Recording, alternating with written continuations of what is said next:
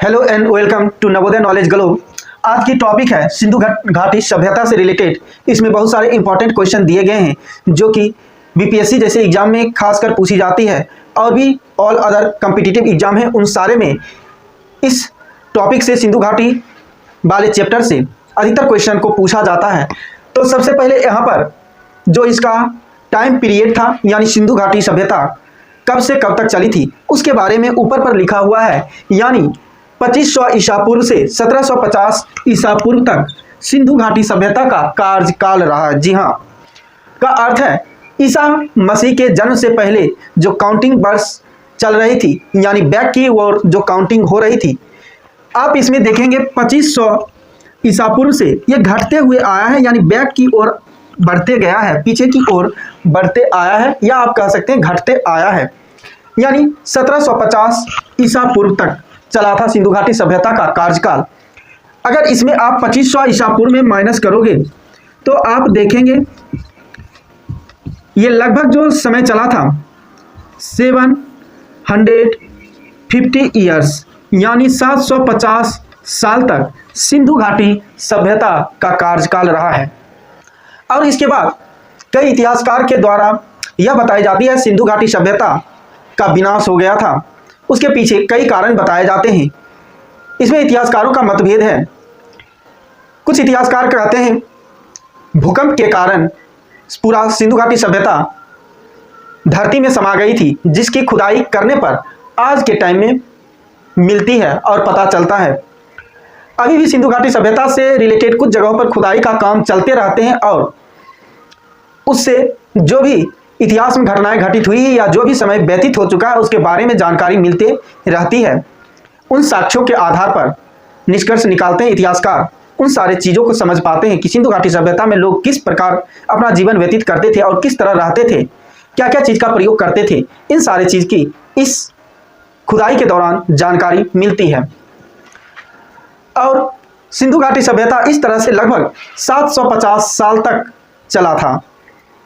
तो कुछ इतिहासकार का मानना है भूकंप के द्वारा, कुछ इतिहासकार का मानना है कि बाढ़ में पूरी तरह से सिंधु घाटी सभ्यता पूरी तरह से तबाह हो गई थी। अब इनसे रिलेटेड क्वेश्चन पूछी जाती है, कई इंपॉर्टेंट क्वेश्चन बनता भी है और कई बड़े एग्जाम में और भी अदर कॉम्पिटिटिव एग्जाम में इससे क्वेश्चन रहता ही रहता है। तो आप देखेंगे सबसे पहले जो दी गई है सिंधु घाटी सभ्यता का पतन नगर यानी बंदरगाह कौन सा था। बंदरगाह का अर्थ हो गया ऐसी जगह जहां से सामान उतारे जाते थे या फिर लोड किए जाते थे। जी हाँ, यानी हम बात कर रहे हैं पानी वाले जहाज की, क्योंकि सिंधु नदी थी और इस नदी के किनारे ये सभ्यता फली फूली थी, इसीलिए यहाँ बंदरगाह का भी विकास हुआ था और वह बंदरगाह का नाम है लोथल। उस बंदरगाह का नाम लोथल है। और आप जानेंगे ये लोथल कहाँ है, तो हमारे देश के गुजरात राज्य में ये लोथल जगह है। जी हाँ, और यहीं पर बंदरगाह पाई गई थी। ये अभी भी है जिससे सामानों को ढोया जाता है, एक जगह से दूसरे जगह पहुंचाया जाता है। नेक्स्ट क्वेश्चन है मोहनजोदड़ो का स्थानीय नाम क्या था। वहां पर दो शहर मिले हैं जिसकी खुदाई की गई थी। इन सारे का जवाब आप इसमें धीरे धीरे जान पाएंगे। मोहनजोदड़ो भी वहां पर शहर था। मोहनजोदड़ो भी वहां पर शहर था और हड़प्पा, ये दो महान शहर थे। आज हम सभी मानववासी यह कहते हैं इस धरती पर रहने वाले लोग कि हम लोग शहरों में रहते हैं। अभी से टाइम पीरियड अगर आप देखेंगे, आज 2024 चल रहा है। जी हाँ, अभी अगर आप इसे सर्च करेंगे तो पता चलेगा कि ये 2024 और उधर आप जोड़ के देख लीजिए 2500 साल पहले का अर्थ है हम जो स्टडी आज कर रहे हैं या आप जिसे अभी पढ़ रहे हैं वह लगभग 4500 साल पहले की घटनाओं को आप पढ़ रहे हैं।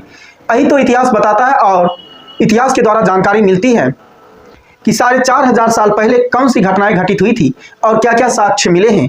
तो 2500 ईसा पूर्व का अर्थ हो गया है 1 जो काउंटिंग स्टार्ट होती है 1 2 वहां से लेकर के आज जो हमारी धरती का उम्र हुआ है 24 जो 2024 कहते हैं वहां से लेकर 2024 साल हो चुके हैं इस धरती का एज अभी फिलहाल 1 से काउंटिंग अगर करेंगे तो उससे पहले 2500 वर्ष पहले आप वो भी जोड़ लीजिए तो लगभग 4500 साल पहले की ये घटनाओं को आप पढ़ रहे हैं। जी हाँ, ऐसे धरती का एज लगभग 4.5 अरब वर्ष हो चुकी है।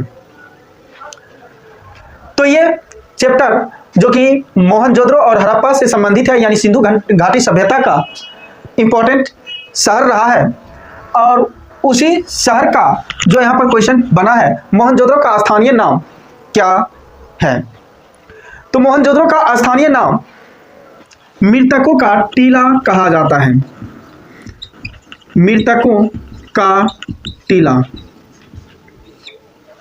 जी हाँ, अगर आपको ऑप्शन मिलेंगे उसमें 4 ऑप्शन रहेंगे उसमें से मृतकों का टीला भी रहेगा तो इसमें टिक करना है क्योंकि मोहनजोदड़ो का जो दूसरा नाम था मृतकों का टीला कहा जाता था क्योंकि वहां पर कई लाशें मिली हैं, कई बॉडी मिले हैं, उनके अवशेष मिले हैं, इसलिए खुदाई के दौरान ऐसा हुआ था, इसीलिए मोहनजोदड़ो को मृतकों का टीला कहा जाता है। नेक्स्ट क्वेश्चन की ओर बढ़ते हैं। हड़प्पा सभ्यता की खोज किस वर्ष हुई थी? जी हाँ, इसका आंसर हो जाएगा साल 1921 ईस्वी में। हड़प्पा सभ्यता की खोज 1921 ईस्वी में की गई थी और इतिहासकारों के द्वारा और भूगोलवेत्ताओं के द्वारा इन चीज़ों को खोज करके पता किया गया था। दयाराम साहनी के द्वारा और रखाल दास बनर्जी ऐसे 2 लोग थे जिन्होंने हड़प्पा सभ्यता का खोज किए थे। सिंधु घाटी सभ्यता का खुदाई करके इन हड़प्पा और मोहनजोदड़ो से बहुत सारी जानकारी और साक्ष्य प्राप्त किए। नेक्स्ट क्वेश्चन बनता है हड़प्पा कालीन स्थल रोपर पंजाब किस नदी के किनारे स्थित था? यानी हड़प्पा के जो स्थल थे वह पंजाब के किस नदी के किनारे स्थित था? तो इसका आंसर हो जाएगा सतलज। दाहिने साइड जो भी है इसके आंसर हैं आपको 4 ऑप्शन मिलेंगे उसमें सतलज पर टिक करना है। यानी हड़प्पा अपने भारत के पश्चिमी उत्तर क्षेत्र में और पाकिस्तान के आधे क्षेत्रों में फैला हुआ था यानी सिंधु घाटी सभ्यता, क्योंकि सिंधु नदी अगर बहती है तो पूरा का पूरा पाकिस्तान की ओर ही बहती है और बाद में अरब सागर में मिल जाती है। जी हाँ, इसीलिए सिंधु घाटी सभ्यता का मेन क्षेत्र अपने भारत का पश्चिम उत्तर क्षेत्र रहा है जिसे नॉर्थ वेस्टर्न पार्ट कहते हैं और पाकिस्तान का आधा हिस्सा भी रहा है। इस सिंधु घाटी सभ्यता यहाँ तक फैली हुई थी। तो पंजाब भी लगभग हमारे भारत के पश्चिम उत्तर क्षेत्र में आते हैं और सतलज नदी के किनारे ये रोपर स्थल था जो कि सिंधु घाटी सभ्यता का ही क्षेत्र रहा है, रोपर भी। और आप जानेंगे पंजाब को पंजाब क्यों कहा जाता है, क्योंकि पंजाब में 5 नदियां बहती है और जिस राज्य में 5 नदियां बहती हो तो वह राज्य बहुत ज़्यादा उपजाऊ होगा ही, क्योंकि नदियों के किनारे वाला क्षेत्र और भूमि बहुत ही ज़्यादा फर्टाइल होते हैं, उपजाऊपन होते हैं। और पंजाब की 5 नदियां का नाम आप इस ढंग से याद रखेंगे, सतलज, रावी, झेलम, चिनाब, ब्यास। जी हाँ, ये नदियां हैं पंजाब के 5 और इसीलिए पंजाब का संधि विच्छेद भी होता है पंच जोर आब यानी 5 नदियों वाला भूमि। तो उसमें से सतलज नदी के किनारे रोपर जो जगह थी वह पाई गई। नेक्स्ट क्वेश्चन है हड़प्पा के मिट्टी के बर्तनों पर किस रंग का प्रयोग हुआ था? जी हाँ, हड़प्पा सभ्यता के जो लोग थे या सिंधु घाटी सभ्यता के जो लोग थे वो किस रंग का प्रयोग करते थे मिट्टी के बर्तन पर? तो वह लाल रंग का प्रयोग करते थे। कौन से रंग का? लाल रंग का। इसे ध्यान रखना है, उस समय लोग मिट्टी के बर्तनों का ही प्रयोग में लाते थे। आपको चैप्टर मिलेंगे अर्ली मैन, आदि मानव से भी रिलेटेड। उसमें स्टोरी बताई जाएगी मानव का विकास उस आदि मानव से ही इस आधुनिक मानव यानी मॉडर्न मैन में हुआ है, जो कि धीरे धीरे उसमें मानव में इवोल्यूशन आते गई, चेंजेस आते गया, थोड़ा थोड़ा परिवर्तन होते गए उनके रहन सहन के स्तर में, ज्ञान में, पहनावे में, भाषा और विकास में, इन सारे चीज़ में उनका धीरे धीरे स्तर बदलते गया और आदि मानव से मानव आज फिर आधुनिक मानव में इस ढंग से इस रूप में पहुंचे हैं। तो उस वक्त लोगों को जानकारी नहीं थी और सारे धातु के बारे में कहना यह है, इसलिए लोग मिट्टी के बर्तन का प्रयोग करते थे। जी हाँ, और उस पर वो लोग मिट्टी के बर्तन पर लाल रंग का प्रयोग में लाते थे। नेक्स्ट क्वेश्चन है हड़प्पा कालीन स्थलों में 6 नंबर क्वेश्चन, चलिए देखते हैं। हड़प्पा लाजवर्द यानी भवन निर्माण सामग्री का आयात कहां से करते थे?